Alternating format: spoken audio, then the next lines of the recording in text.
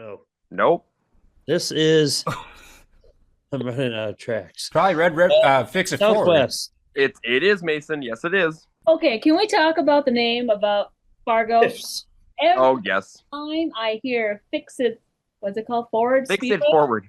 Yes. All I can think about is Fix It Felix Jr. from Gosh, like if they do not use him as their mascot, they're missing such an opportunity. I agree. That would. Okay. I'm going to be the dumb guy here. Who's Fix It Felix? He is from Wreck-It Ralph. Yes. Okay, Yes. so there's two main characters. There is Wreck-It Ralph, and his main thing is I'm gonna wreck it, which is perfect for a racetrack because everyone is wrecking and all the things, right? And then what you need is like I'm gonna fix it, and that's Fix It Felix Jr.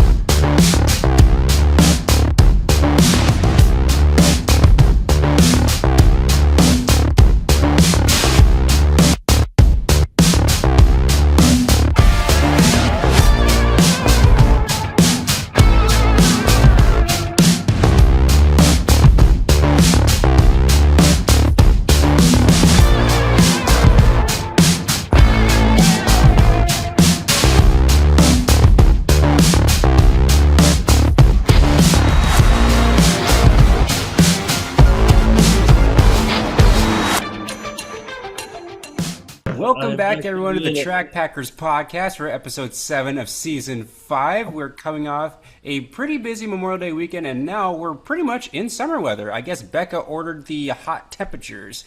We have Jessup on the front row alongside of John Breckel, myself, and Becca for a full field lineup. Jessup, how are you doing now that you're out of school for the year?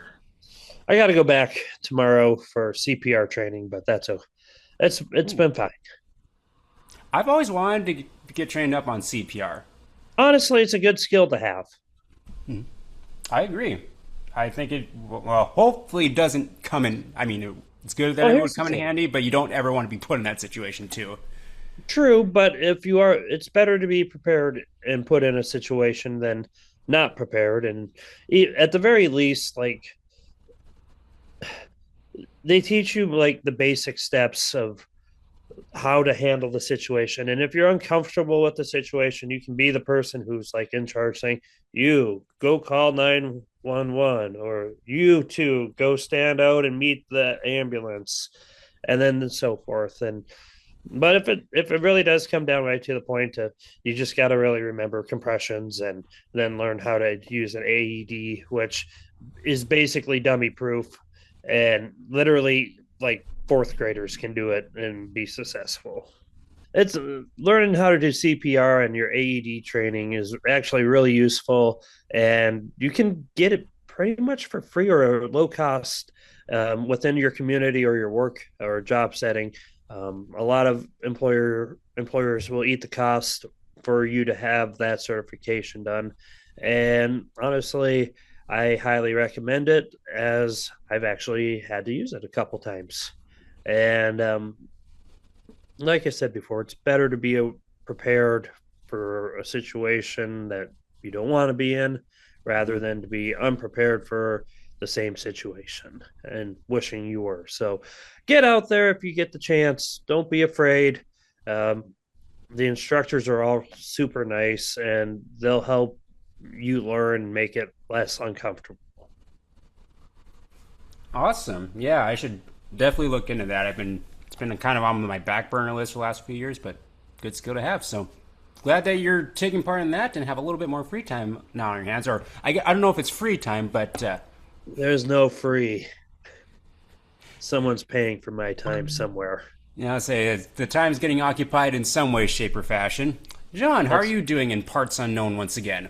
Did you like that I'm back in parts of no one? He's in So, Indianapolis, Illinois. so yes. Yes. I had to go back in hiding again this week. I was in the real world way too long. You have a stalker, and you just have to fly away for weeks at a time? Yes, I actually do. This individual is blonde-haired, usually in a beanie. And if you see this individual, they might refer to their self by multiple nicknames. Reba. Which could include Reba, Rekka, or just Rebecca. Oh, I didn't do power. I haven't heard Rekka in a while. I haven't been Rekka in a very, very long time. So yep. Rekka will make an appearance this summer. We'll see, but doubtful. But yes, I'm traveling again for work this week. After the holiday, so I will be out and about for a couple of days, and then I'll be back home in time for racing to end the week. Excellent. Glad to know that you have your priorities in line. Very much so. Becca, how have you been doing? We've missed you. Oh, it's been I don't know. Riley's been just on and off sick, and it's been hard. I think we're entering terrible too, so she'll just like start wailing and like laying on the floor, kicking her feet. It's kind of hilarious at the same time. So good. Kind of weird to get into racing for me, anyways, just because I'm juggling so many things. And up until like this week, it didn't really feel very warm. It didn't really feel like the racing season. And that has now, with this new swing of beautiful warm weather outside, I feel more excited, and I'm more excited to do racing projects and do racing things. And I'm looking forward to this weekend's races. But it was nice to have last Friday off. It was just yucky in the first place. It was cold, wet, and rainy. But it was good to have a break after a few weeks of racing to start off the year here in Mandan and other places around the state. But now that it's finally beautiful outside, we've been spending a lot of time out on the deck. We got out the pool for Riley and the water table, and she likes going down the slide, and she likes to be on the swing. We're just spending a lot of time in the backyard, and it's just gorgeous weather to do all of that. So super excited to get back to the racetrack and enjoy this beautiful weather. You're the first person I thought of once it hit 90 degrees in late May. I'm like, Becca's loving this. Yeah, it's been a busy last week for me, and this week's going to be interesting, trying to combine racing and a full marathon that I haven't really trained up for. So Saturday especially might be very interesting for me if I'm able to walk at all, or if I'm even going to make it to a racetrack. I'm hopeful, but a little concerned at the same time. So about Mason before, and he's going to do just fine. It'll probably be a personal record, and he'll be at the races doing 20 miles anyways. Yes, he'll be just fine. He'll be walking around. I might have him run back and forth multiple times for me to do things. So, I mean, it'll just be fine. Yeah, now that I hear that, maybe that makes my decision on where to go on Saturday a little bit different. Yes, I'm going to follow you wherever you go. Oh, it's boy. not going to be hard. He's going to be moving slow, so you'll be able to keep up with him, John. It'll be like, yep, he'll be the turtle. He'll be wearing his fluorescent vest, so you can't miss him either. So, well, he stands out in a crowd anyhow. I've been told that, surprisingly. Yes. I was there and witnessed that night. I was there too and witnessed it. He seems like a I don't know if it was a compliment. Well, let's just say that she was a version of Rekka, except that was not Becca that said this comment. You stand out. I mean, in a good way. I mean, your shirt. I mean, it was interesting because we were basically in 3 rows of the grandstand too. Becca was in front of us, and then I was in front of you two when this happened. Yep, and I was next to Mason. I just turned and looked, and I was like, I think you've had enough. Yeah. Now you've had enough. That was a fun experience during COVID year down in Huset's. Yeah. But we want to thank each and every one of you listeners and watchers of the Track Packers podcast, as we greatly appreciate the support.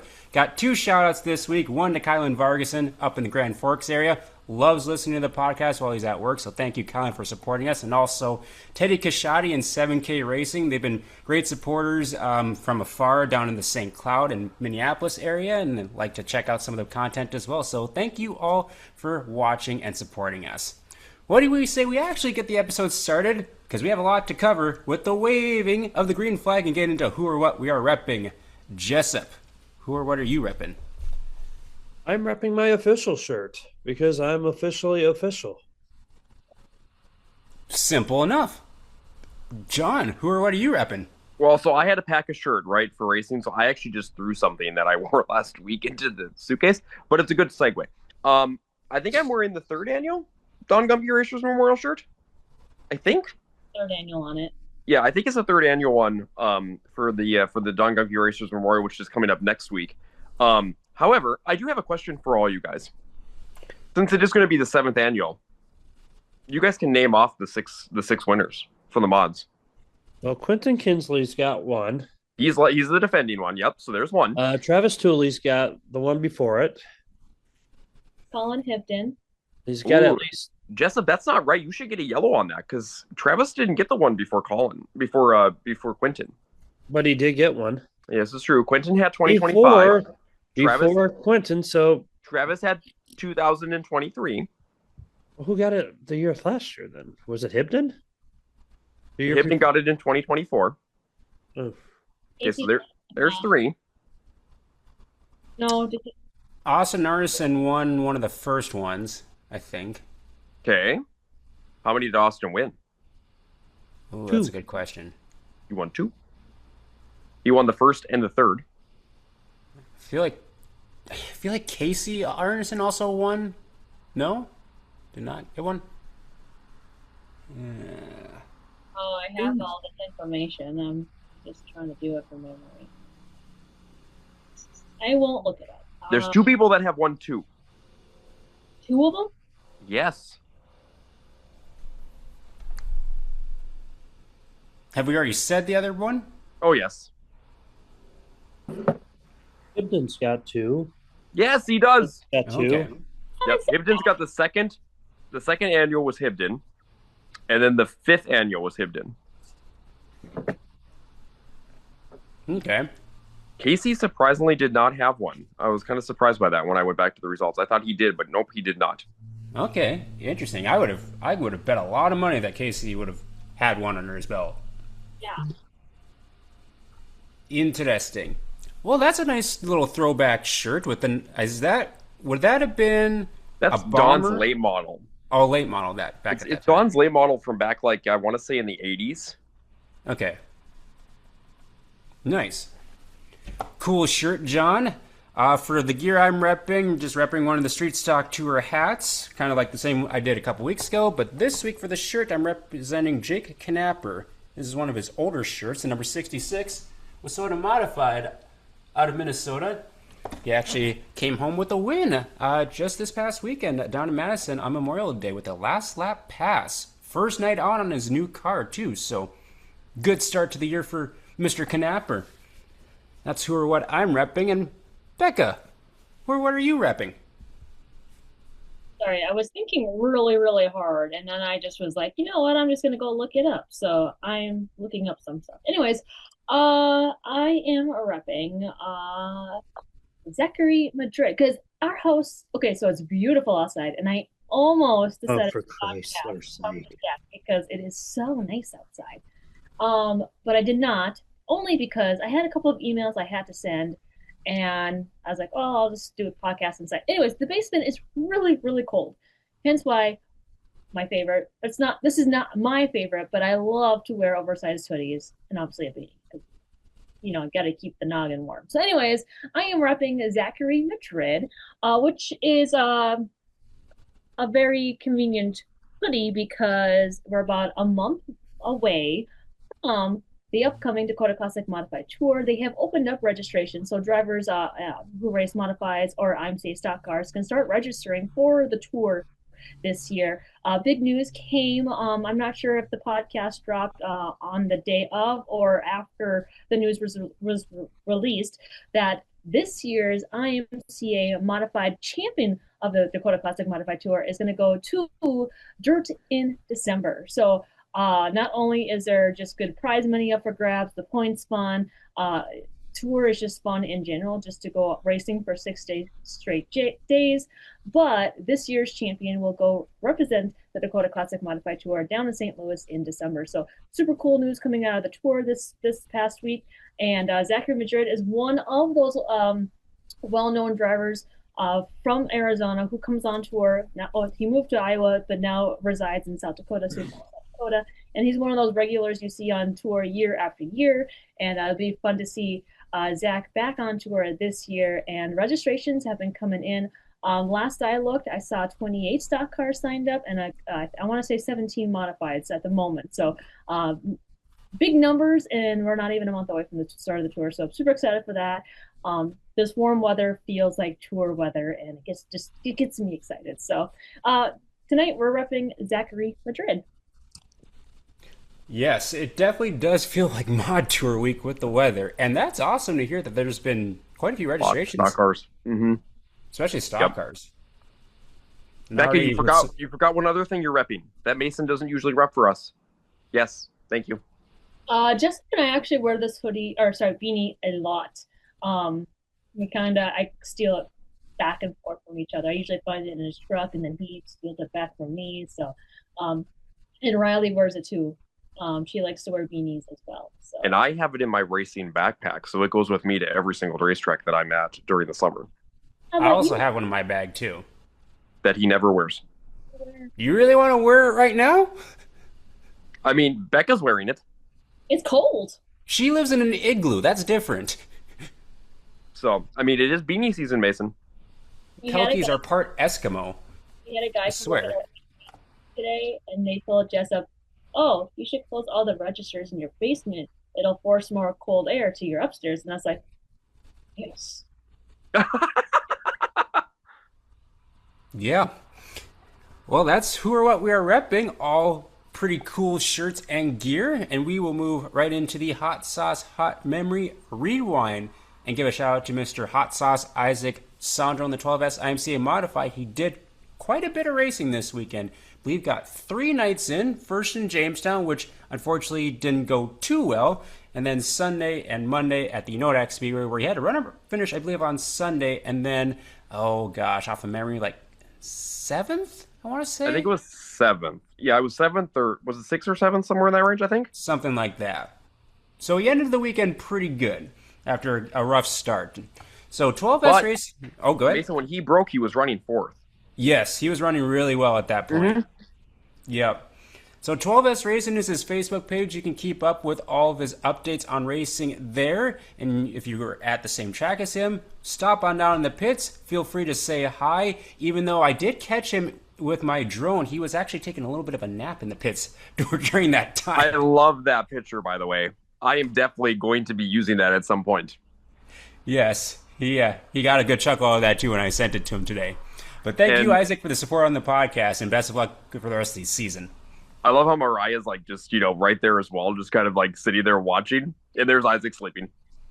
Yep, pretty much. Alrighty, Jessup, do you have anything for the hot sauce segment this week? Yes. Go for it. Even though school is out, class is still in session here with track packers. We move on in the hot, fast, and ready round. Remember, this is 2003. We're looking at late models because, well, late models are late models, and they are cool. So, are we ready? Yes. The first one. Is that Tony Daly? Yes. Very good, John. Second one. Is that Rick, what's his last name? Not Esterholm. Egglestrom. Is it like starts with like an EG or something like that? Eggersdorf? What was that, Mason? It's something Eggersdorf. What was the first name again? Oh gosh, I did an interview regarding said him it already. Steve? Rick Eggersdorf? There you go. Oh man. Partial credit. Yeah. Why are they all 17? Is that Tyler Lambert? No, this is a guy from. Is that Troy Leichner? Yes. Okay. Very good, John. They're in numeric order, Becca. 18. Is that Mike Hesselback? Close. I'll give you 90%. Hessel Link. Hesselink? Okay. That Harry Hansen in the background? Let's see for extra credit. I'm- His trailer is in the background, but I Good do job, not Becca. see Harry. So, partial credit for Becca. Yeah, Becca, you get partial credit. Good job. That's Steve Larson. Nope. I don't know this person. No idea. Paul Brust. Oh, I don't know that then. Nope. I'm going to assume this is a. It says Burnix, but it looks like. So Is this he from has to Wisconsin? be. I feel like he was That's from a Wisconsin. Wisconsin one. That's Yeah. Cedar Lake. You can tell it's Cedar Lake. Yeah. If 'Cause you're I not recognize the name when you super said Paul. close. Hello. Mason, did you freeze there for a second? It froze on my end. Okay, because I was like, okay, Justin, put that picture back up. Yeah, I mean, Mason needs to get better. Not mad. I just expect more out of my. Come on, Mason, you can take this one and get this one right. Steve Larson. There you go. Someone finally stepped up. Thank Back you. up. Becca's too busy, like, I doing don't some. know who this guy is either. I bet you it's a race car driver. That's pretty smart of you, John. It's a nice late model. I don't recognize this one. Jeff Matijka? Matijka? I don't recognize that either, that name. No. This is a nice looking late model. It is. I like the paint scheme on it. It's very nice. MCR. Okay. Uh-oh. Uh-oh. Uh-oh, what? I don't have a name for this one. Oh, well, then we won't use that one. Let's see if you guys know. I don't know that one. Nope. No, Right. I don't know that one. I don't even know where that track is. Moving on.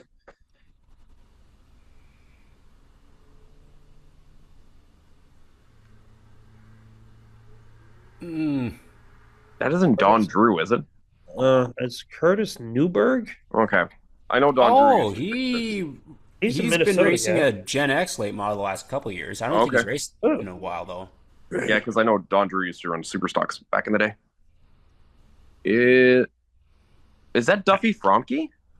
No, That's Brown County in the background. That's why I was guessing like Duffy. Ronnie Redang. I don't know that one. Neither No. do I. This is a nice looking late model. It's the same font as Travis Sauer, almost. Luke Roffus. I don't know that one either. Gophers. They're from Green Bay, Wisconsin, so that's going to be a Cedar Lake guy. Yeah. Oh, that should be an easy one.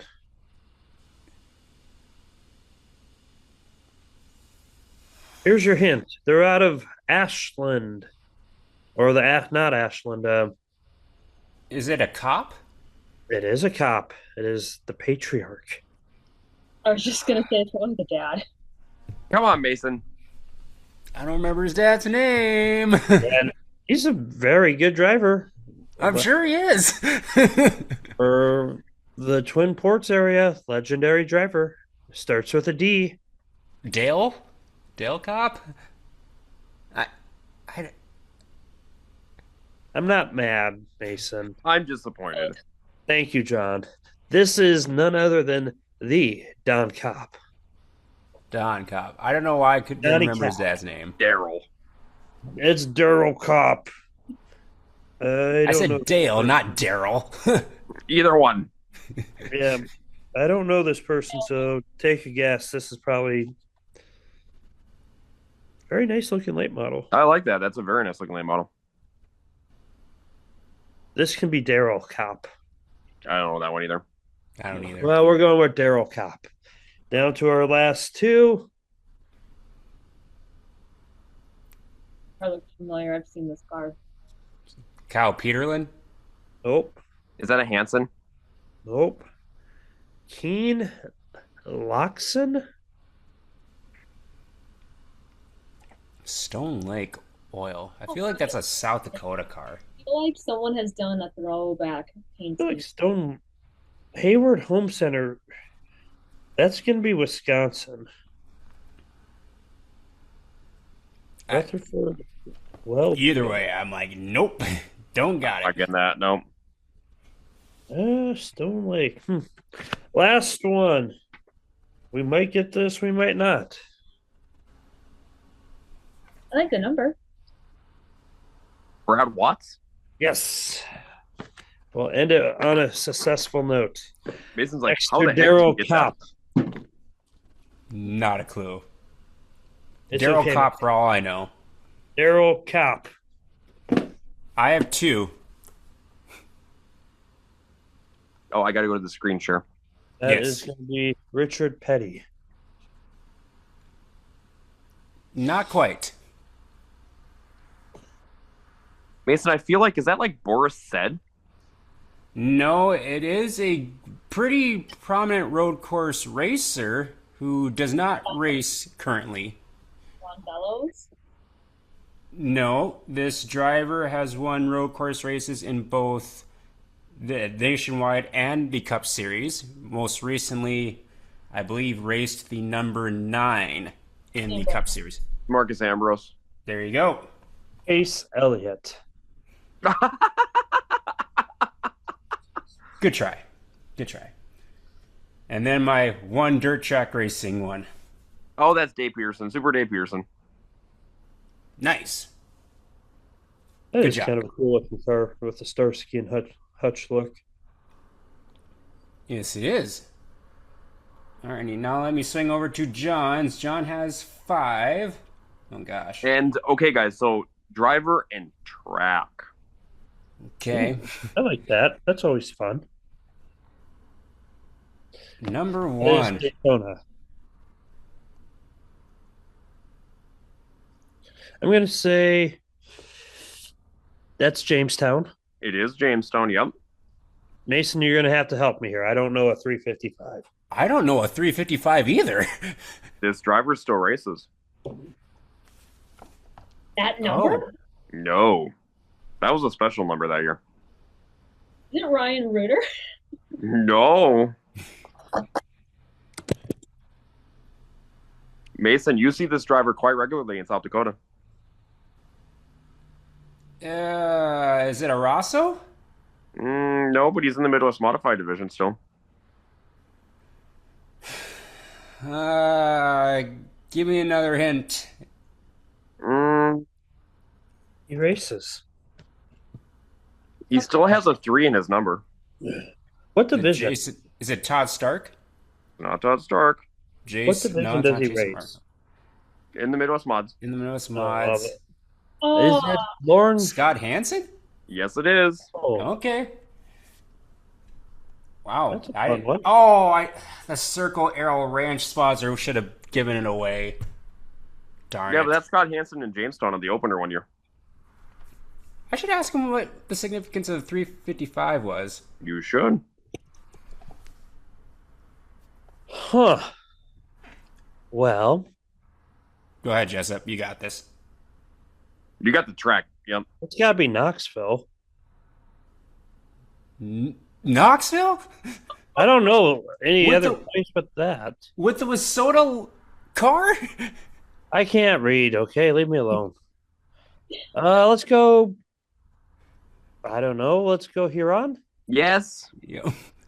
Hold on. So everyone, pump the brakes real quick. You should know that I have never been to Huron. But you like Huron.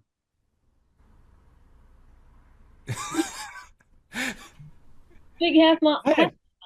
I have never said anything close to that.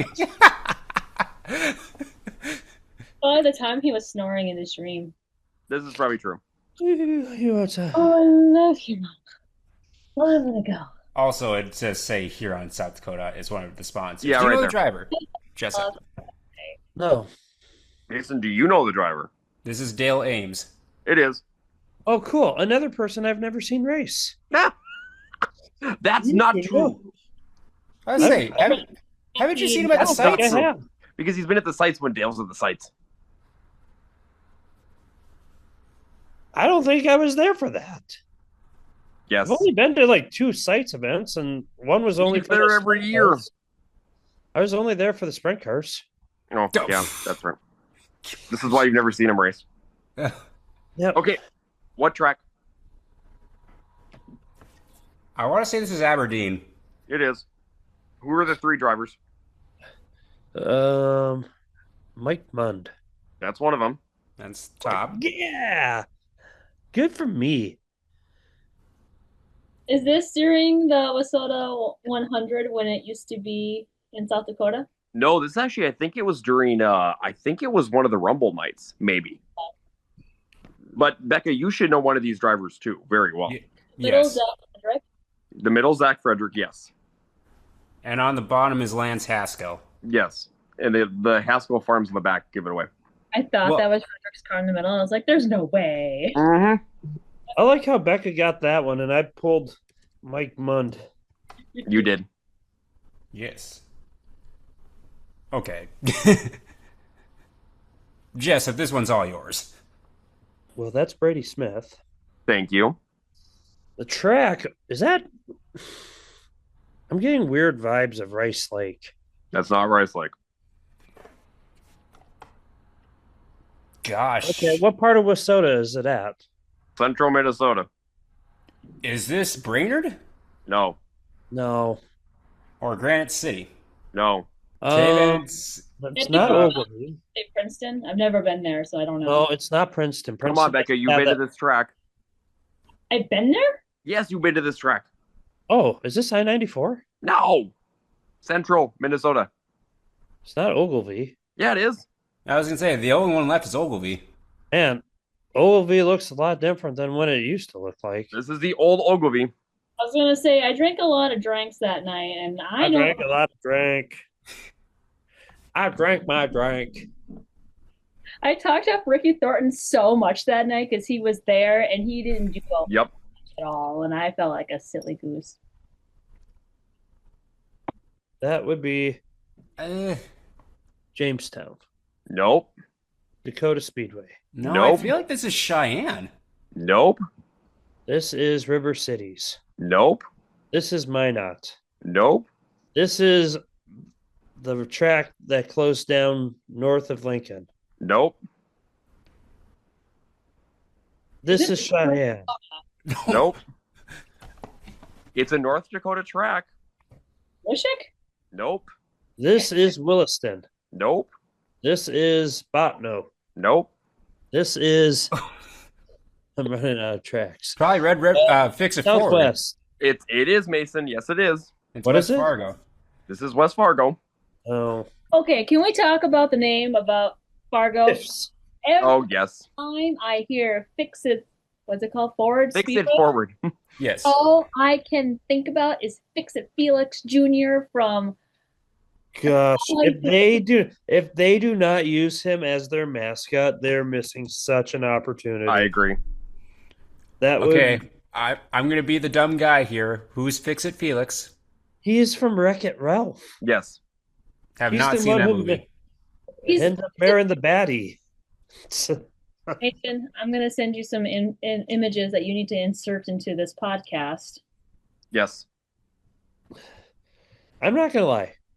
Fix It Felix. I think he married up. Yes, he did. Anyway, yes. So there's 2 main characters. There is Wreck-It Ralph, and his main thing is I'm gonna wreck it, which is perfect for a racetrack because everyone is wrecking and all the things, right? And then what you need is like, I'm gonna fix it, and that's Fix It Felix Jr. So Yep. when I think of Fargo's new name now, it's all I can think about is Wreck-It Ralph and Felix Jr. All I think about. Love that. It is pretty spot on. Well, they haven't opened the season yet, so hey, maybe you gave them an idea to try out this year. I already sent them Maybe. one a few weeks ago. We'll see if they actually use it, but they are. Now, Jerry Lamb's the first one I want to guess, but I don't think it's a Jerry Lamb car. Nope. What Where is track? this? Oh, never mind. I remember now. Fargo. Okay. He would be retired by then, according to Becca. Stop. We all know this driver very well. Jason Walla. No.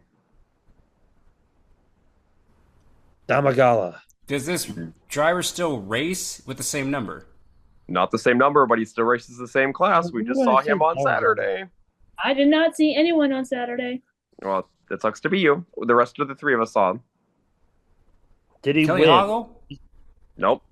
Did they win on Saturday? No. Did they place on Saturday?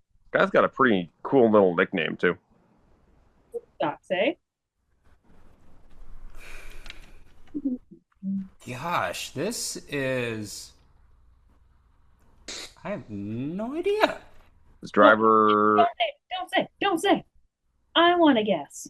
this driver used to run over at the Dakota Speedway with his street once in a while. Lived in Minnesota for a while. Ran over in I-94, Alexandria, as well as Fargo. Billy Chris? His family lives in Jamestown. He's followed people and helped out with the tour for many, many years. Oh, Critter? Yes. What? So mad at us. Oh, we are going to get so much trash talk from Gosh. Critter. I don't Wow. like it. I I couldn't tell it was Critter because he had his hair then. Yeah, he probably had his afro. I'm gonna track down that picture too. Can't believe you guys did not even pick up on that one with Chris Ritter. Why would I No. know that? I've only known him as 17. I know, but you're friends with him. You should know his past. Wow.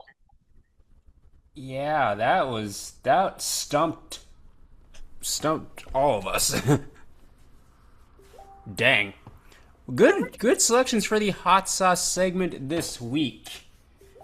Now, so that'll do it for the hot sauce segment. We'll move into our track pack report. I did accidentally skip over 'cause McLean. it was a what's that? McLean. No, that's in the new agenda now. Just Okay. wasn't in the John screenshot. McLean? John doesn't look at the agenda. He wouldn't know those little details. I mean, What is there's an an agenda? agenda. Yeah, is there an agenda? I did. Why is an agenda? So we did have a very busy weekend, although the weekend really didn't start off great as far as news in the racing world, because we found out that we lost one of the biggest stars and people in the sport with Kyle Busch, tragically with the severe illness and sickness that he endured last week. I've only got to watch Kyle race in person a couple of times. I don't think I ever got like an autograph or anything like that, but man, he was a fun guy to watch on the track and off the track, and he's definitely going to be missed. A little bit more these days. And just think, Becca wanted me to throw that, and I kept it. I would never throw this. Yes, you did. You were like, I hate Kyle Busch. Kyle Busch is evil. Chase Elliott's way better than him. I will cheer my Chase Elliott. And just to think, we have an actual piece of Kyle in our house. We actually have quite a few driver autographs. Well, unless Kyle was your favorite driver, you were probably annoyed with him at some point during his racing career. Yeah, you're not wrong in that, Mason, too. Mm-hmm. Yeah, it's just so sad. Mason, as you mentioned in a Facebook post, I feel like it really captured my feelings as well. It's just another piece of my childhood gone. Yeah. Just because I also go back and rewatch all those races from the past in my childhood, and he was one of the final pieces still remaining from my girlhood NASCAR days, and Denny Hamlin's probably the only one left. Yeah. Who is left? Hamlin? Pretty much Hamlin, I think, is the longest one remaining. I think because his rookie year is 06 and Kyle's is 05. I think Denny's about the last one from that era. Yep. I think after that would probably be Logano in '09. Yeah. Yeah. I never liked Logano. Yeah, it Well, you really leave the stinks. logo alone. I think the Really other thing, stinks, especially because he just won a truck race the last week. Friday he won a truck race and then ended up getting sick Wednesday and passed on Thursday. And I think like what some people said too, a lot of the drivers had said it this week too. It's more shock, right? I think a lot of people are still shock based. I know I am still shock based to think that okay, Kyle's gone. I mean, he's not going to be on the track anymore, or be in media appearances anymore, or anything like that. So yeah, I just feel for the family. The family is by far what I feel the most for. It And I was feel definitely like a heart-wrenching pre-race too on It Sunday. was. yeah, I definitely cried like a baby on Sunday. I feel like we don't take our health very seriously. A lot of us don't. Like when I'm sick, I'm just like, I'll keep taking my Dayquil. I'm eventually gonna get over whatever we have, and sometimes you just need to go to the walk-in, or sometimes you just have to go to the clinic and just get the really good stuff so that you can just get rid of whatever you might have, right? And I feel like Kyle is probably one of those guys that's like, you know what, I'm just gonna kick it on my own. And whatever he was dealing with, it just never got better. And in time, it got worse. And Yeah, just honestly, guys, I think even just like take a step back and I know we're all busy, like all of us busy professionals, busy in our lives, busy in our personal lives and everything else. But yeah, when you're not feeling well, you gotta slow down and let your body heal and stuff on that one too. I mean, obviously this is all hindsight, right? With everything that we're talking about here too. But unfortunately, once once a bacterial infection or something else like that takes a hold of you, it's hard to get rid of it. And yeah, and it sounds like it took over pretty quick and he really didn't have a fighting chance, unfortunately. Hmm. Yeah, so the racing world's going to look a little bit different moving forward. And this weekend, with all the racing taking place, there's definitely quite a few tributes to Kyle.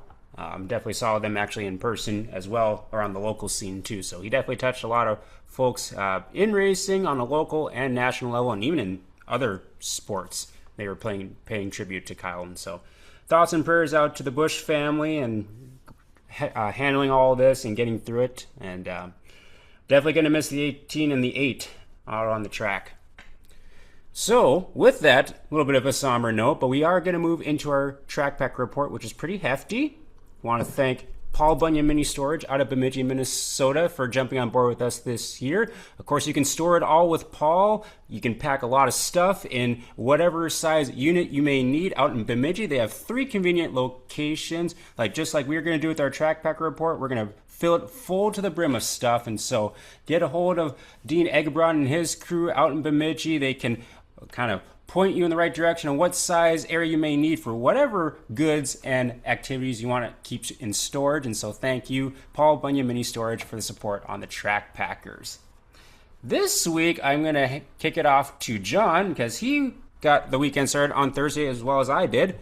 What happened over at the McLean County Speedway for their season opener? Yeah, so they started their season on Thursday night, which a pretty nice field of cars, pretty good full grandstands too. I think they had right around 70 cars in their divisions, and I'll go through the winners here and kind of talk about a little bit of the races. So the sprint cars were the first ones up with the wingless sprints. It was Miles Tomlinson who won that race. The Lawsons were right there in the mix of it as well, but it was Miles that kind of had the field covered in his wingless sprint car. Congratulations to him for picking up the win on Thursday. Then into your hobby stocks, that was a good race up front between Diesel Reynard and also Aiden Paul.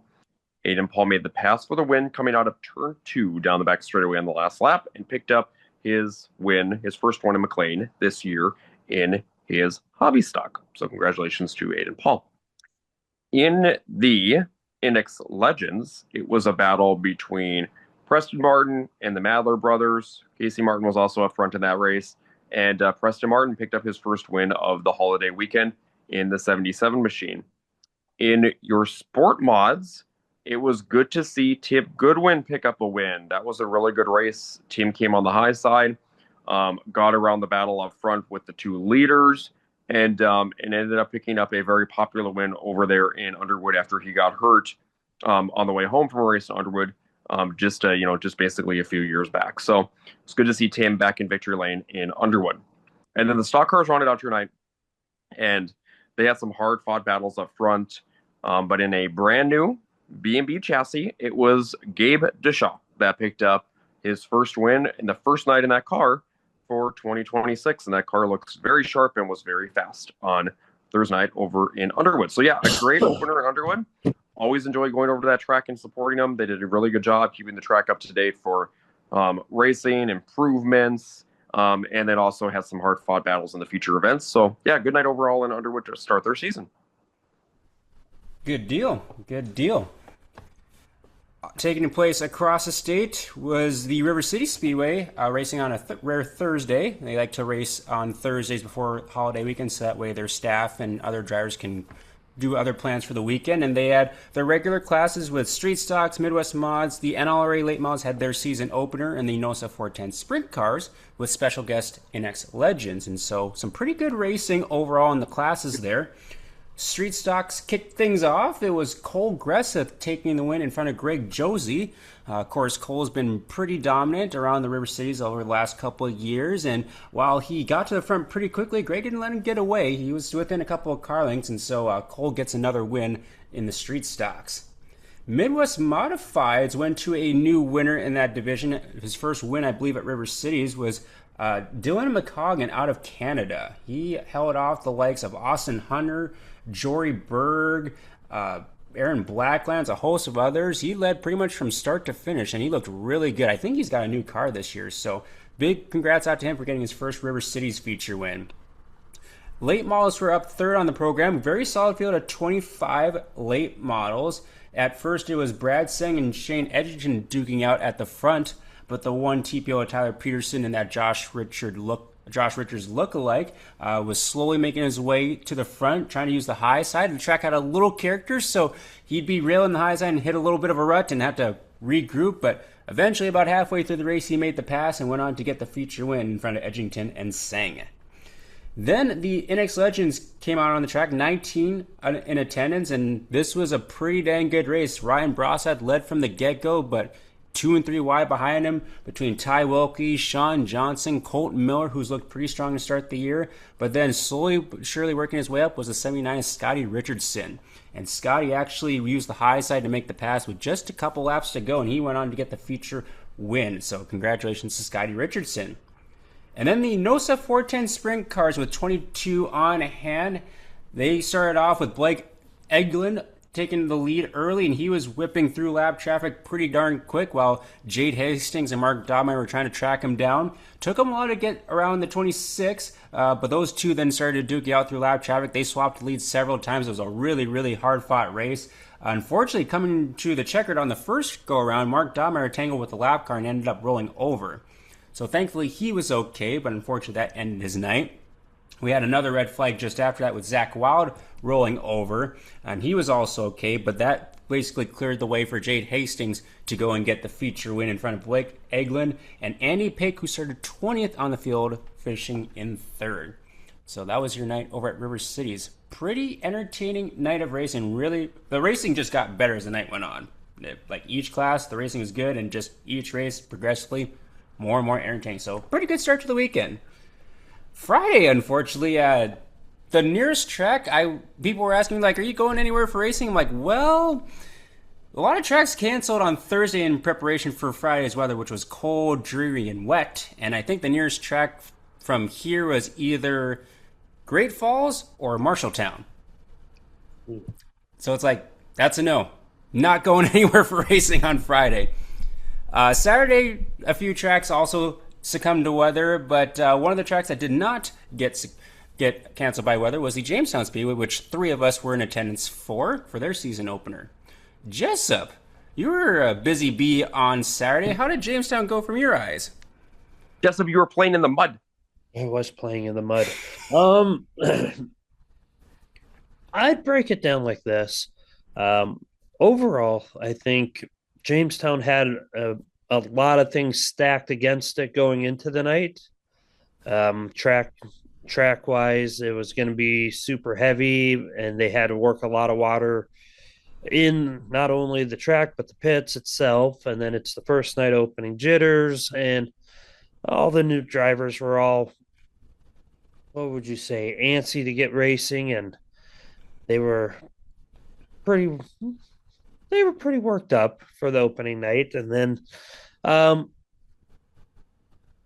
think it's important to understand that go when you start looking at like the results, when you see like half the field's not finishing. But the racing itself was good. I thought it was interesting. You could race high, you could race slow, but the middle was very treacherous, especially a spot coming out of four down the middle of the front stretch. There was a really nasty rut that was eating cars alive. And then I didn't think 1 and 2 was that terrible compared to other parts on the track. I actually thought I thought 1 and 2 might actually be the worst of the two turns. That's to be honest with you, because I feel like the middle in 1 and 2 was pretty choppy. The bottom was okay, but high you could run, but high was like really treacherous to where the berm was literally on. I think it was over the edge actually of the track. So it's like you get up there, but you literally were on the lip. Well, I figured if you could run either low or high on 1 and 2, you would be okay. It didn't seem like it was that as rough as the middle. 100% agree on both turns. Yep. And years past, one's always had that massive hole that would swallow cars alive. Yep. And it wasn't as horrible as I thought it could be. Same. I agree with you on that, Justin. Yep. So I give a little more credit to 1 and 2 than 3 and 4 because I expect 3 and 4 to be in good shape all the time. And apparently drivers like to drive off a 3. Yeah. That is true. There was a lot of driving off a 3. But racing was good, I thought. Little controversy here and there and all that good stuff. But it'll get tightened up and things will get better. Excellent. Yeah, I thought it was a pretty good opening night. That's the one thing I got to remember too with a lot of these tracks. It's the first night of the year. It's not going to go perfect, and you kind of just want to get the season rolling. You kind of get people who are maybe in new roles that are working at the track, kind of get acquainted with race night and everything, and then drivers coming out for the first time. Maybe they've had a test and tune. Maybe this is their first time actually racing against a more full field of cars, and car count was actually pretty solid, 117, and pretty solid in all the divisions. So that was also very, very good to see. What about you, John? Any takeaways before we get into the results? Yeah, I didn't think it was too bad. Obviously, track had character, right? When I got there basically right after the pit gate opened, around 4:30 is when I got to the track on Saturday. And when I looked, I was like, boy, the grounds are really muddy. They reminded me of night 1 of the Stampede grounds from last year when we were there on Saturday. Except definitely not drying as quick as probably what it did even for the Stampede basis, because we had a couple days there to make sure everything kind of dried out. The other thing too that was interesting to me was Mason, how did you think grandstands were? I thought they were really good. I thought it was really good. I thought grandstands were really good too, which was kind of funny because when I first started the night on the mic with the kids wheel, I was like, okay, grandstands don't look too bad. And then I looked down after it must have been like Midwest Mod Heats, and I was like, boy, they're really filled in. Yeah, it was a beautiful night too. I would say about 80 to 90% full. Yeah, it was a pretty good night overall from like attendance wise on that one too. And then 117 cars overall in the pits, and even with the character in the track, and we were talking about this a little bit. Drivers were thankful to get the season started. Plus, there was still a lot of battles. I was surprised how much side by side racing, and it was tacky, right? So it was definitely tacky, but there was a lot of really good battles throughout the fields. So yeah, let's get into results for Jamestown on Saturday, starting with your slingshots, which went clean and green to the finish. So good job to these slingshot drivers on a clean race to start off feature action. It was Jager Mullen taking the win in front of Landon Hallgren, and I believe, John, I didn't make it over to Victory Lane. Was that his first Jamestown win? I think his first one ever. Oh, first one ever. Mm-hmm. Nice. Well, he looked really darn fast in that 11M machine, and to hold off a guy like Landon Holgren, who is very, very good in the slingshot division. Very good, nice job, and congrats to Jagger Mullen on the feature win. Your Bombers and Hobby Stocks then were on the track after a little farming session, or not a farming session, kind of like a water and more just a water session. Mm-hmm. Yeah, just kind of getting things ironed out for the features. Pretty entertaining race in your Bombers. Yeah, 21 cars, Mason, and it was very entertaining between the likes of Billy Carroll, Lane Stopworth, and then Cade came kind of out of nowhere.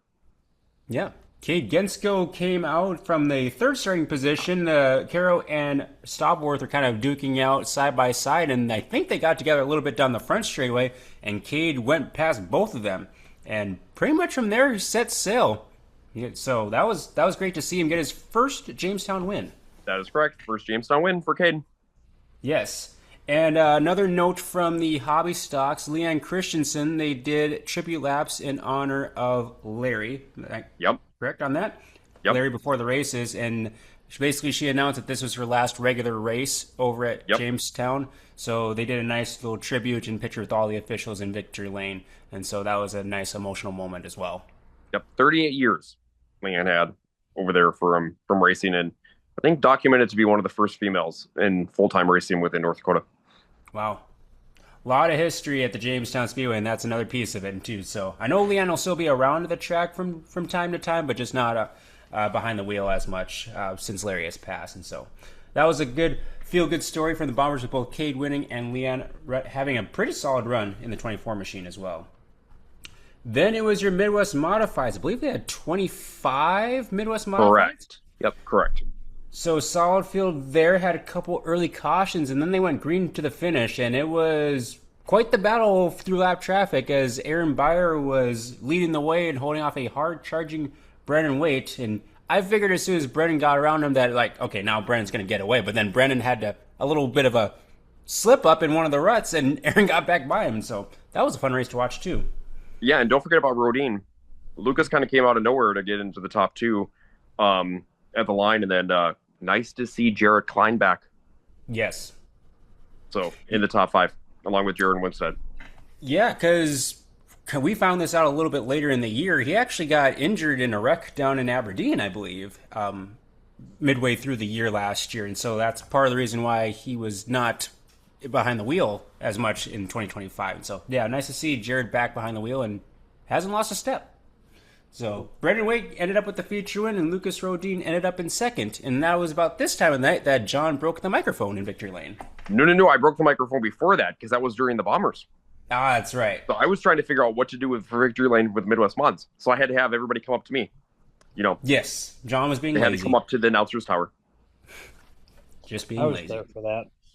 Yes, you were. It happened. Then it was your NX Legends with a solid field of 27 cars, and this was also a very entertaining race. We had 2 and 3 wide action and a lot of moving and shaking. It was Noah Madler, and I believe who was on the front row, Bentley Moss, who looked really good. He did. He's looked good to start the season. He looked really good in Underwood on Thursday, too. Yeah, he was leading up with Madler for the first few laps, and then of course, you got the usual suspects coming into play. You got the Donovan Weiss, Preston Martin, Gage Madler, Austin Weiss coming from 12th starting position, which, by the way, Austin, work on your drawing skills. Holy smokes. I agree. I mean, it's first you draw bad yourself, Austin, and then you have Kayla draw for you, and she doesn't draw any better. And then we had McCoy draw for a while, and he was doing okay, but now he's just as bad as you guys are. So I think we're down to Claire. Yeah. Not great drawing in the Austin Weiss camp. But as the race went on, it was Preston Martin who would get the better of Noah Madler after a fierce side-by-side battle. I think Preston got the lead at the time of a caution by just a few thousandths of a second. It was like 5 1,000ths of a second or something like that right at the line. So, yeah, he picked up the lead and then kind of set sail after that. But, yeah, second, third, fourth, fifth, we're going at it after that. Yep, so Preston Martin from the 10th starting spot got the win. Colton Miller, another great run, finishing the run-up spot, and Noah Madler settled for third with Austin Weiss fourth from 12th. So definitely a lot of passing and moving in that race. Then it was your Minnesota Street Stocks, 16 Street Stocks on hand. It was a long green flag run to start that off as Tony Smith kind of took the lead early and started to set sail in the field. He's looked really good in that car to start the year. And then you had the likes of Cole Gresseth and Billy Christ trying to run him down, and Billy Christ was using a smoother line up on the high side. Kind of a little bit different than previous races, although Brendan was using that same line, but he was kind of whipping around the top, and he made the pass on Tony about halfway through the race and then had to survive one late restart in front of Cole Gresseth to claim the win. Yep. Only one caution in that race. Yeah, nice clean race for the Minnesota Street Stocks. Gresseth ended up second. Tony Smith settled for third, and nice to see Greg Josie come up from Grand Forks with the top 5. And nice to see the Banishes back. Yes, both Bob Banish and his son Joey back behind the wheel in Minnesota Street Stocks. So nice to see the Banish crew back at the track. Yes. And then the IMCA Modifieds with 18 on hand finished out the night. And this was a little bit of an attrition-laden race, although a very, very entertaining race. John, talk about the race. They couldn't keep it going, unfortunately. I mean, there was some really good battles throughout that race between John Nord, Scott Gardner, Travis Tooley, Chris Mack. Nice to see Chris Mack back behind the wheel as well this year. And yeah, it was basically Nord that got the lead, but he had to fend off the likes of Travis Tooley and Scott Gardner. And at one point, Scott got around him on the high side after a restart, and then they dueled it out side by side for a while. Tooley got back involved in that battle up front again too, because it was like Nord was more in the bottom to middle, and Scott and Tooley were trying to go more high side based. And it was all a momentum thing. 1 and 2, Travis and Scott could not get through 1 and 2 super good. Scott could get through 1 and 2 a lot better than Travis for Tooley, but Tooley and Scott could get through 3 and 4 really well compared to John in the bottom, and that's where they made up a lot of their time. So very entertaining race between those two, but it was John Nord that picked up the win with Travis Tooley in second.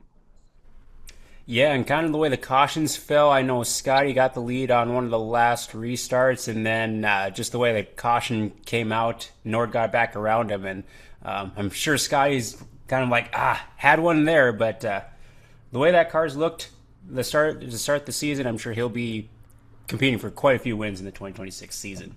Yeah, I'm kind of excited for, I'm excited for the modifieds in general, right? Mod Tour's going to be upcoming here in about a week. Mod car counts went back up again this weekend with everybody coming kind of back out for Memorial Day weekend, kind of the first starter. Actually, a lot of car counts were really healthy this weekend too, which is very nice to see across the state. And it'll be interesting once we have some, once the modified drivers start traveling around, testing new tracks, bigger shows upcoming, to see how those battles go, because there's a lot of really good talent in the state for IMC modified drivers. Yes, there is. Only a month away from the Mod Tour, and so that was your night for season opener at Jamestown. We still have Sunday and Monday. I'll start with Sunday. Over to the Viking Speedway for the first night of the Dirt Race Central Street Stock Tour, as the first 2 got rained out in conjunction with the Colin Nelson Memorial in memory of the track photographer over there, Colin Nelson. Very, very fitting celebration for him, and a nice speech by Crystal Austin's and one of his close friends over there during intermission. A lot of great memories shared about Colin. So they had their regular classes along with the street stocks, of course. Midwest Modified started things off. They had a pretty solid car count of 28 Midwest Mods in attendance. Had a little bit of attrition throughout the night, had a couple of rollovers in the various classes, but overall pretty good racing. Midwest Mods, it was the Josh Music show all night. Checked out in his heat, checked out in the feature, even with track champion Travis Eggebraaten trying to run him down. Josh Music had the fastest car on hand, so he kick off feature action with the win. Eggebraaten in second, Tyler Bitson in third, and Ron Sauer from 20th to 4th. So great run for, I believe he's 71 or 72 years old.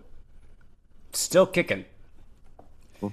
In the Minnesota Street Stocks, 27 on hand. Very good turnout, especially considering with just the one lone show for the weekend. I was a little concerned, but 27 Street Stocks showed up. Very, very great field of cars. It was early on a battle between Justin Vogel, Kyle Dykoff, and Jeff Ekdahl. Unfortunately, after one of the restarts, Jeff kind of got sideways after going through one of the ruts and overcorrected and ended up rolling over 3 to 4 times. He's okay. The car actually doesn't look too bad, and he was just like, we'll be back. You don't have to worry about that. We'll be back out there. I'm like, all right. So after that happened, it turned into kind of like the Kyle Dykoff and Eric Riley show. And they'd be battling, duking it out, and then they'd kind of settle with Kyle leading the way through a few cautions. Unfortunately for Dykov, though, he broke a left front ball joint with about 8 laps to go. And so that opened the floodgates for Eric Riley and Justin Vogel to get on by.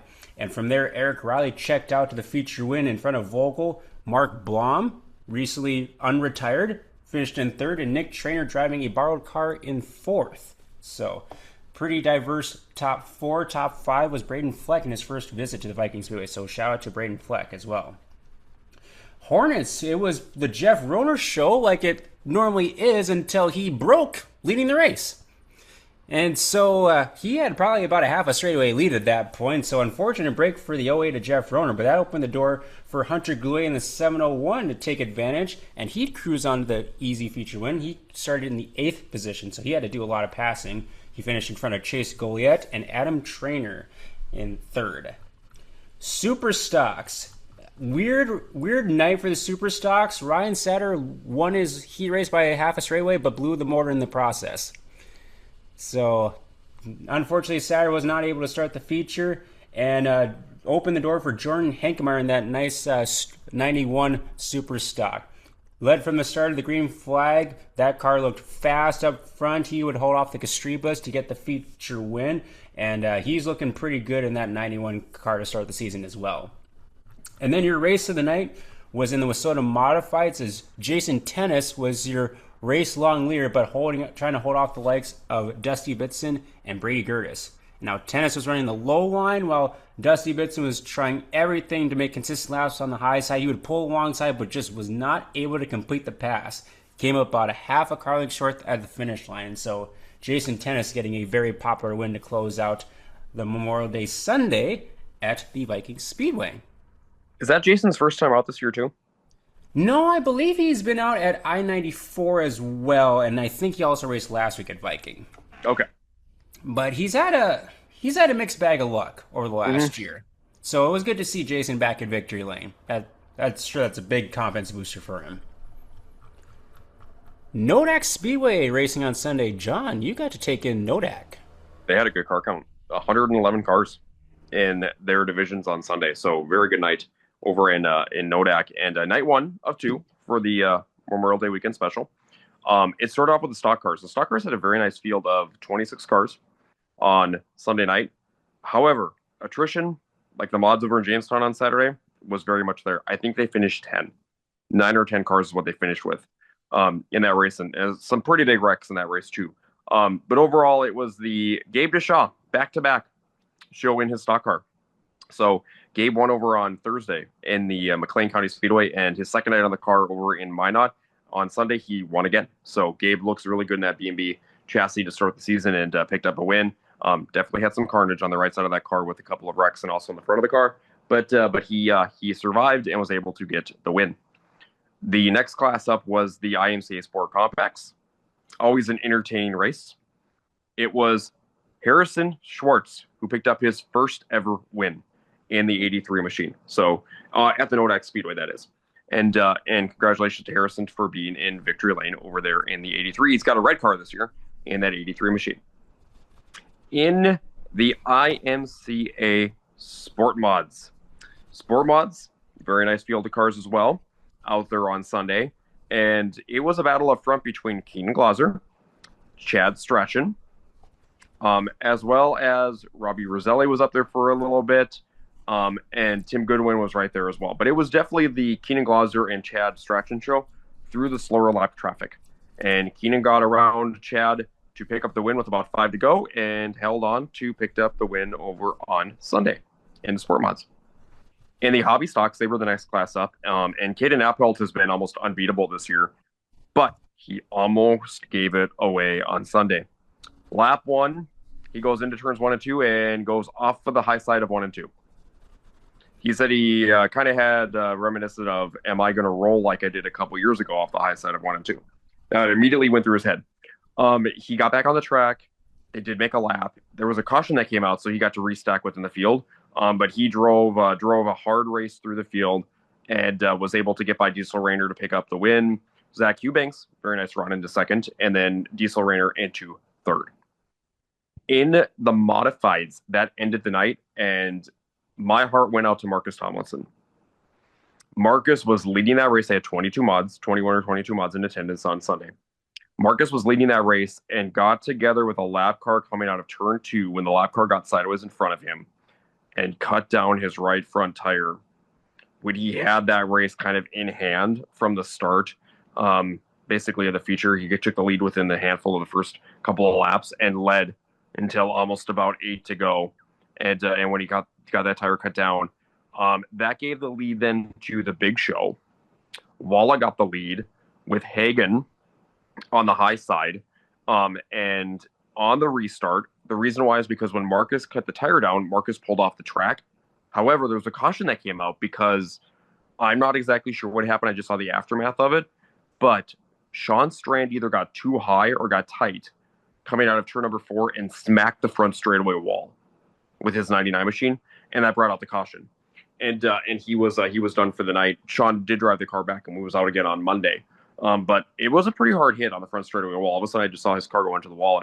And at one point, I actually thought it might have been Isaac because it was a black car right away and I didn't see. And it was Sean that hit because I was following Marcus as he went off the top of turn 4. Luckily, Marcus got his tire change and was able to rejoin the field. But on the restart, Walla had the lead over Hagen. Jason led the first lap after the restart, goes into 1 and 2 on the next lap, and loops it all by his lonesome on the bottom. And that gave the lead to Hagen, and Hagen kind of drove away with the win. Isaac finished second. Very nice run to Isaac in second. And Stephen Pfeiffer, who started deep in the field, worked his way into the top 5. So it was a kind of an interesting night. Nobody really wanted to keep the lead.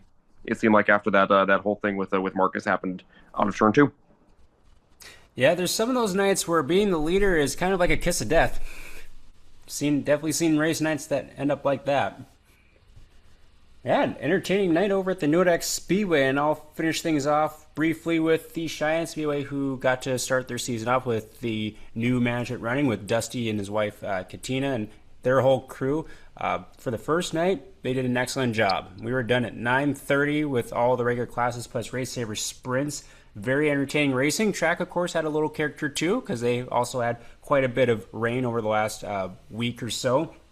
But they did a great job keeping the program moving with all the new pieces in place, and they got some really good things going to start the year. Of course, they did tribute laps for Memorial Day, so that's always a great hit with the fans, which great turnout by the fans as well. That was a very, very good crowd on Monday night, and it was a warm one.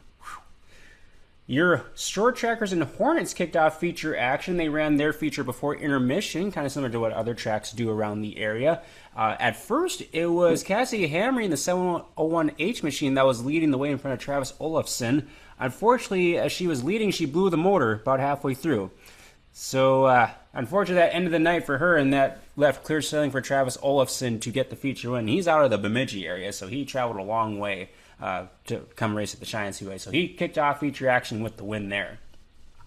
Then your Hobby Stocks and Bombers, always an entertaining race down at the Sheyenne Speedway. Had a little bit of dust up at mid-pack that took out several key contenders, including Billy Caro, Tanner Jacobson, Riker Vetter had some engine woes, so a lot of heavy hitters on hand, but it was a battle between Dylan Thorpe and Joe Jacobson as they were duking side by side. As they kind of got together a little bit out of turn 4, Brody Michelson slingshotted around both of them to take the lead. And from there, he went on to get the feature win. And so Brody Michelson with a big win on Monday. Then it was your IMCA Race Saver sprint cars. They had 10 of them in attendance, and they were ripping around the quarter mile. Kate Taves set sail from the pole in front of Marcus Rodenbacher, and Marcus was all over her back bumper for the entirety of that race. They had a caution that set up a green-white checker, and Kate got a little bit tight through 3 and 4, and that gave Marcus just enough head of steam to win by, I believe it was, I want to say 12 thousandths of a second at the line. So big win for Marcus Rockenbacher in that Race Saver sprints. He did a Kyle Busch bow in recognition of him, and so great celebration in victory lane in that race. Your street stocks were on hand. A great solid field of street stocks with 17 in attendance. Cole Gressett drew the pole alongside of KCU Status and pretty much set sail from the get-go. He would hold off early challenges from Hunter Carter, along with Tony Smith as well. Casey kind of stayed within about 5-6 cars, but could never really make a move on Cole. And Cole would go on to get another feature win out at the Cheyenne Speedway, a place he knows very, very well. NX Legends also was a very entertaining race. We had Colton Miller and Dusty Munn battling along with Ty Olson. Now, Ty and Dusty were putting on a great side-by-side battle for several laps. Unfortunately, Dusty had a little bit of a trouble, and he actually spun in the second position, so that kind of ended his night prematurely. And from there, Ty had to hold off advances from Colton on various restarts, and Ty would go on to get the feature win. And he did a lot of traveling this weekend in that 7 machine, so he gets another great win. And then in the Midwest Modifieds, another guy who did a lot of traveling this weekend, Kyle Anderson set sail from the pole, holding out challenges from Jared Klein once again, along with Brennan Waite. Again, the track with a little bit of character made things interesting. You'd make one clean lap, and the next it'd be, you never know where the car was going to end up. But Kyle, he kind of thrives on that kind of stuff, and he would go on to get the feature win for his first win of the season in front of Klein and Brennan Waite, who finished in third. So that was your night over the Cheyenne Speedway for Memorial Day, and finishing off a busy Memorial Day weekend. And Mason, great car count. They had 95 cars in Cheyenne on Monday, and some notes there too. 17 was sort of street stocks, 18 bombers. Nice to see those car counts growing, and in the 20s for Legends and Midwest Mods too. Yeah, that was very, very good to see. And they're going to be back to racing regularly on Sunday nights this year versus the last couple of years they've been on Thursdays, which I think, I was talking with Brendan Waite before the race, I think overall combination with drivers and fans, Sundays I think works better than Thursdays. Just overall more people at the track I think on a Sunday night. Because growing up, if you're around that area, Sunday was always race day in Lisbon. Yep. So I think it'll be a good change. So now we're already about halfway through the week by the time this comes out, so we got to look ahead at what's upcoming next. Mr. Dakota Dirt, what's on tap? Racing, more racing. More racing, Mason. Let's actually pull this up as I'm doing 3 different things right now. Yeah, you're multitasking like crazy. Don't worry, I am too. Trying to finish the power rankings somehow.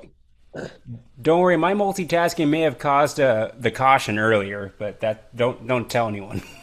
Go here, open this. Oh, Mason, does this mean that I can throw you a Cottingham Insurance caution? You know, race fans, Cottingham Insurance, they can help you with all types of insurance needs, whether it's vehicles, homeowners, or renters. You can check them out at their 2 locations in Bismarck and Underwood. And don't forget, the location in Bismarck is a new building for them, too. It is. Location. It's all new. Anyways, let's see. What week are we on here? We're still in May, surprisingly. I know. This is weird. Thursday, the 28th, Tri-County Speedway is scheduled to race. Are they still doing that with their... I haven't heard. If they're going to postpone it till June or if they're going to race this week. It says postpone on my race pass. Okay, so they are going to postpone. It's postponed. Well, then we're not going to... Never mind that. Then the 29th, Dakota Speedway is back in action with weekly racing. And Fix It Forward starts. Yes. Fix It Forward Speedway with Fix It Felix in the pits. We'll be racing weekly racing at that is IMCA Modifieds, IMCA Stock Cars, IMCA 305 Race Saver Sprints, IMCA Hobby Stocks, IMCA Sport Mods, and NX Legends. Then you have the River City Speedway as well with the World of Outlaws, Sprint Cars, and the Wissota Late Models. The 30th, Jamestown Speedway is back with Big Rig Night. All their weekly classes will be in action.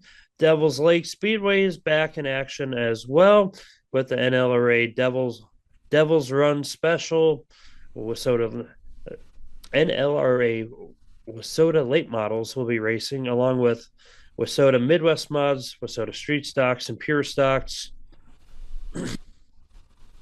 Estevan Motor Speedway will also be in action, as they will be having a weekly show with IMCA Modifieds, IMCA Stock Cars, Sport Mods, Hobbies, and Slingshots. And then the week closes out with the Sheyenne Speedway with the Never Alone Mini Stock Special with Wissota Midwest Mods, Wissota Street Stocks, Hobby Stocks, slash Bombers, along with the Short Tractors slash Hornets and NX Legends. And the Nodak Speedway will have the World of Outlaws 410 sprint cars with IMCA stock cars. Yes, so a lot of races taking place across the state of North Dakota, and starting on Thursday outside the state of North Dakota, we have Grand Rapids Speedway, KRA Speedway, and Norman County Raceway race. I believe they have the NLRA late models. They do. So yes. Tonight. Yes.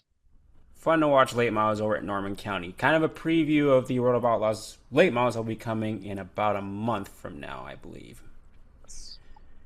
Friday, May 29th, Brown County Speedway is racing. The Red Cedar Speedway having military night.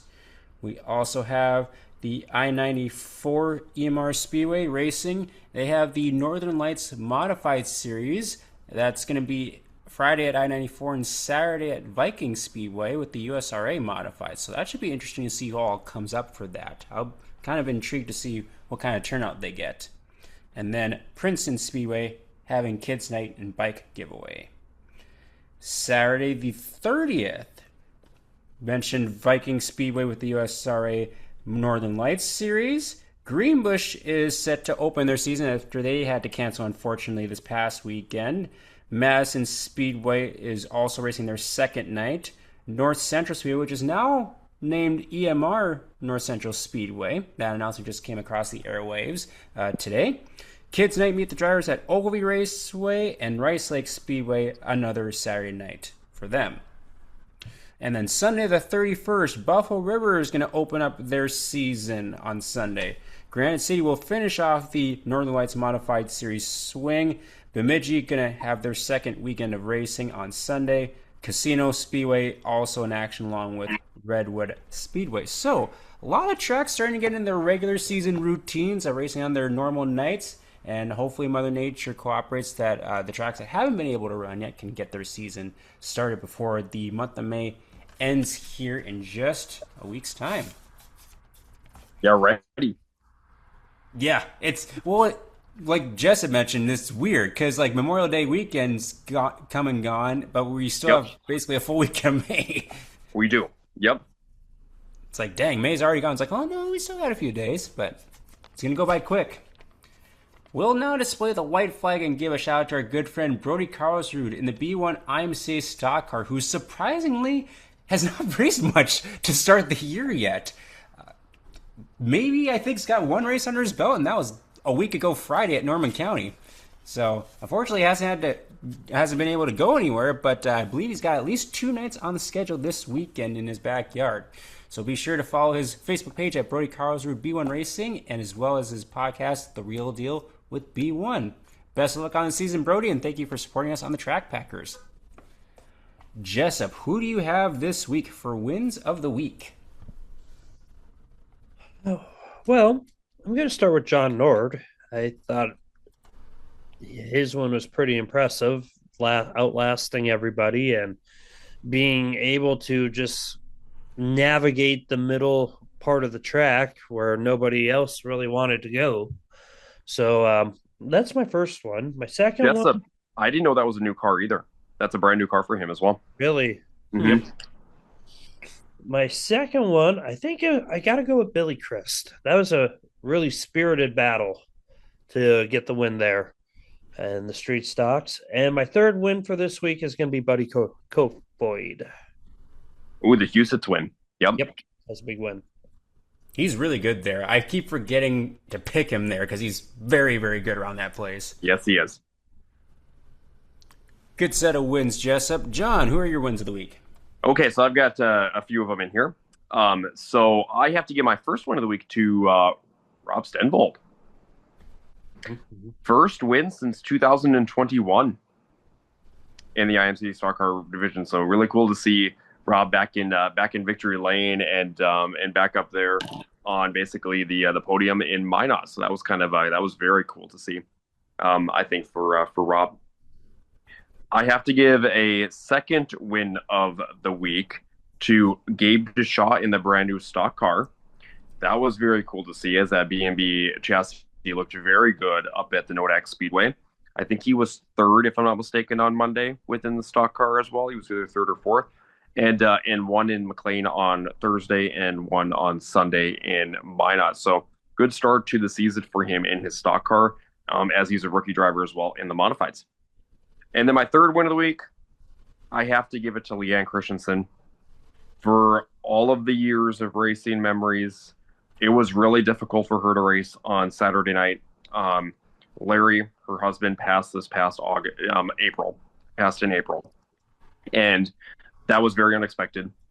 And he was very much at the track with Leanne each and every week.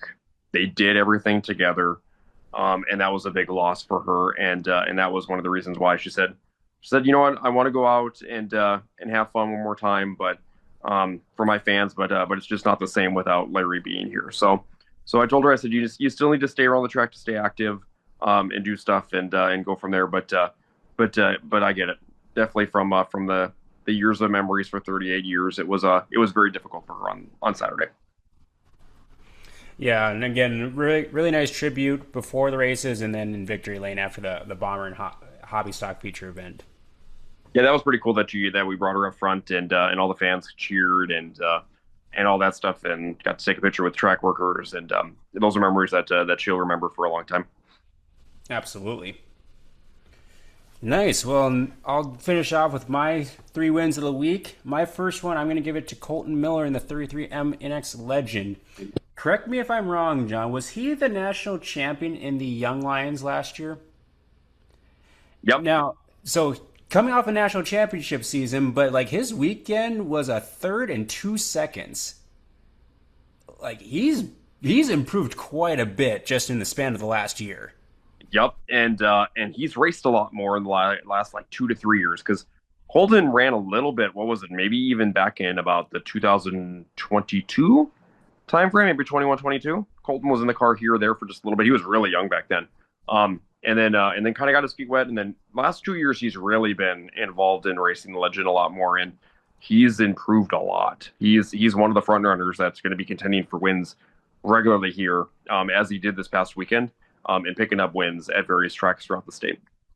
Yeah, another one to add to the already competitive Legend field. And so he had a really, really strong weekend at 3 different tracks.